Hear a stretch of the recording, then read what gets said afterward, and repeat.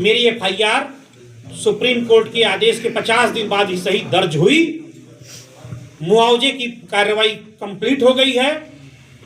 और मैं माननीय सुप्रीम कोर्ट का, राष्ट्रीय मानवाधिकार आयोग का, अपने शुभचिंतकों का, मित्रों का और पत्रकारों का बहुत आभारी हूं कि अब देश में अराजकता नहीं चलेगी,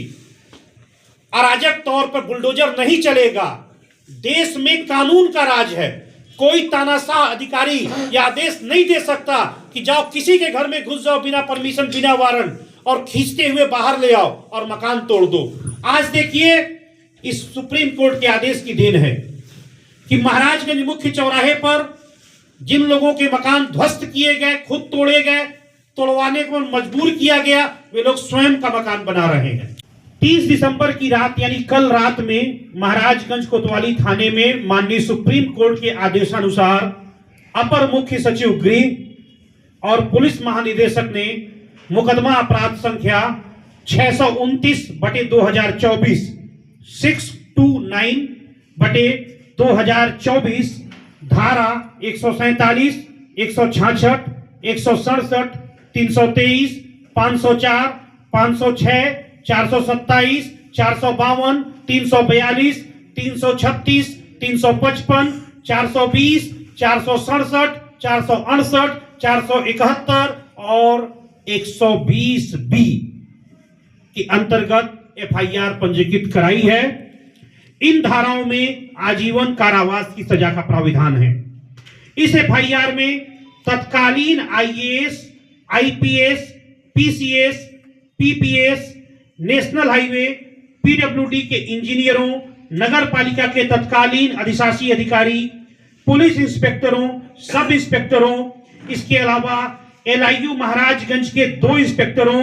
तथा महाकालेश्वर इंफ्रास्ट्रक्चर प्राइवेट लिमिटेड के मालिकों के खिलाफ एफआईआर पंजीकृत करने का नामजद जो आदेश दिया था वो एफआईआर पंजीकृत हो चुकी है तथा साथ ही साथ कई अन्य अज्ञात लोग हैं जो दौरान विवेचना उनके नाम प्रकाश में आएंगे।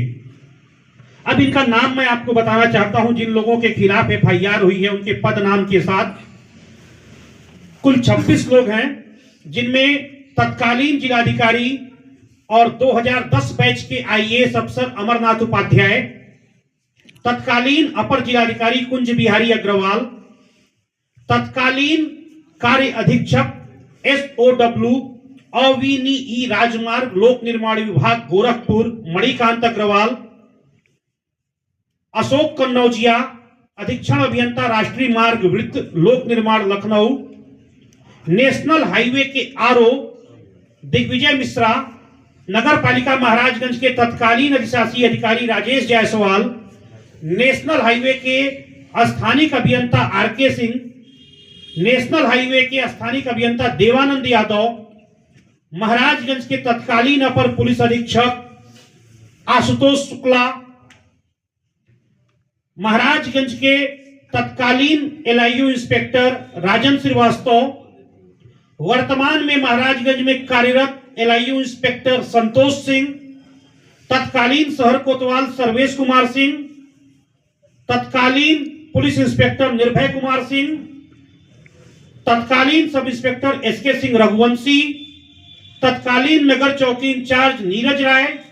तत्कालीन सब इंस्पेक्टर अविनाश त्रिपाठी, तत्कालीन सब इंस्पेक्टर जयशंकर मिश्र, तत्कालीन सब इंस्पेक्टर रणविजय, तत्कालीन सब इंस्पेक्टर कंचन राय,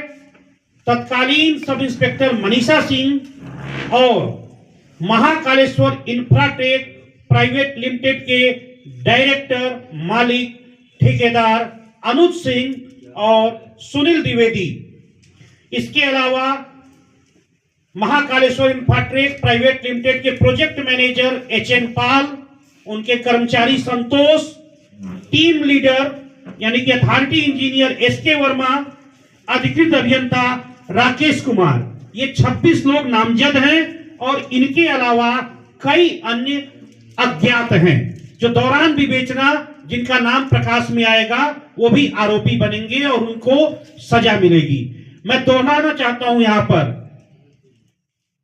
उत्तर प्रदेश CBCID से जांच का आदेश दिया गया है, लेकिन एक पीड़ित के तौर पर यदि यूपी सीबीसीआईडी उत्तर प्रदेश के किसी भी आईएएस आईपीएस के दबाव में आकर गलत विवेचना करती है तो मैं पुनः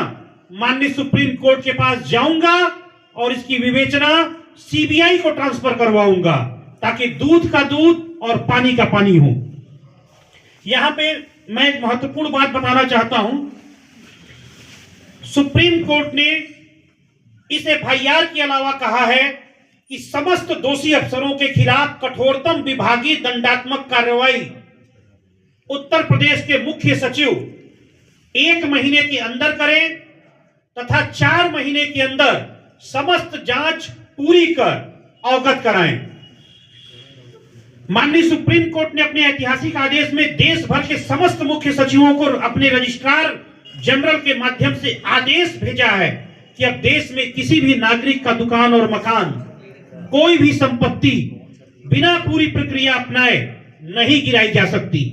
माननीय सुप्रीम कोर्ट ने कहा किसी भी नागरिक के लिए अंतिम सुरक्षा उसका घर ही होता है। बिना 15 दिन की लिखित नोटिस दिए नोटिस को मकान पर चस्पा कराए, वीडियोग्राफी कराए, मकान के अभिलेखी दस्तावेजों का सत्यापन कराए तथा इसके बाद सुनवाई का पूर्ण अवसर देने के बाद ही पूरे देश में किसी के मकान को गिराए जाने की प्रक्रिया प्रारंभ की जा सकती है। और यदि इसमें किसी भी अफसर ने कोई भी त्रुटि की तो संपत्ति ध्वस्तीकरण के जिम्मेदार अधिकारियों के जेब से इसकी क्षतिपूर्ति और मुआवजा वसूला जाएगा। मेरी एफआईआर सुप्रीम कोर्ट के आदेश के 50 दिन बाद ही सही दर्ज हुई। मुआवजे की कार्रवाई कंप्लीट हो गई है और मैं माननीय सुप्रीम कोर्ट का, राष्ट्रीय मानव अधिकार आयोग का, अपने शुभचिंतकों का, मित्रों का और पत्रकारों का बहुत आभारी हूं कि जिनकी लड़ाई की वजह से मैं यहां पर पहुंचा। और एक बार पुनः स्पष्ट करता हूं आप सभी के माध्यम से कि यह लड़ाई आसान नहीं थी। इतना दहशत फैलाया गया कि मेरे साथ मेरे समाज के लोग खड़ा होना चाहते थे, लेकिन वह प्रशासनिक आतंक व भय के बाद की वजह से 13 सितंबर 2019 के बाद से मेरे पास आने से डरने लगे कि अगर मैं मनोज टिबड़ेवाल के पास चला जाऊंगा, इनके परिवार से मिलने चला जाऊंगा तो मेरे ऊपर एफआईआर हो जाएगी। सोचिए किस माहौल से मैं गुजरा होऊंगा। मेरी माँ गुजरी होगी, मेरे पिता गुजरे होंगे, मेरा छोटा भाई, और मेरे छोटे भाई की पत्नी गर्भवती थी। 6 महीने पहले उसकी शादी हुई थी। हम लोग गांव के लोग हैं, लोग सोचते हैं कि कैसी लड़की आ गई, आते ही घर गिर गया। किन किन मानसिक वेदना और यातना को मैंने झेला है और झेल करके यह लड़ाई लड़ी है। मैं आंखों में आंसू आ जाते थे जब मेरे छोटे भाई की पत्नी 6 महीने हुई, शादी हुई और ऊपर से पानी गिर रहा है और सारे सामान भीग रहे हैं और उसको पानी निकालती थी। वह दृश्य देखकर बहुत पीड़ा होती है, लेकिन संतोष इस बात का है कि अब देश में अराजकता नहीं चलेगी, अराजक तौर पर बुलडोजर नहीं चलेगा। देश में कानून का राज है। कोई तानाशाह अधिकारी यह आदेश नहीं दे सकता कि जाओ किसी के घर में घुस जाओ बिना परमिशन, बिना वारंट, और खींचते हुए बाहर ले आओ और मकान तोड़ दो। आज देखिए इस सुप्रीम कोर्ट के आदेश की देन है कि महाराजगंज मुख्य चौराहे पर जिन लोगों के मकान ध्वस्त किए गए, खुद तोड़े गए, तोड़वाने को मजबूर किया गया, वे लोग स्वयं का मकान बना रहे हैं। इसके वजह सिर्फ और सिर्फ सुप्रीम कोर्ट का आदेश है। तो देश की कोर्ट में, न्यायपालिका में हमारी आस्था है। और मनोज जी के सवाल पे स्पष्ट तौर पे कहना चाहता हूं, उत्तर प्रदेश सीबीसीआईडी के अफसर यह जान लें, सुप्रीम कोर्ट के आदेश पर यह एफआईआर दर्ज हुई है और इस एफआईआर की निष्पक्ष विवेचना होनी तय है। यदि किसी ने भी अपने साथी आईएएस, आईपीएस या पुलिस इंस्पेक्टरों को या किसी भ्रष्ट इंजीनियर को या ठेकेदार सड़क निर्माता कंपनी के मालिकों को बचाने का अवैध तौर पर दुस्साहस किया, तो मैं आप सभी के सामने कह रहा हूं कि यह प्रकरण सीबीआई की जांच तक ले जाने का काम करूंगा और समय दोषियों को कानून के मुताबिक कठोरतम दंड दिलवाऊंगा।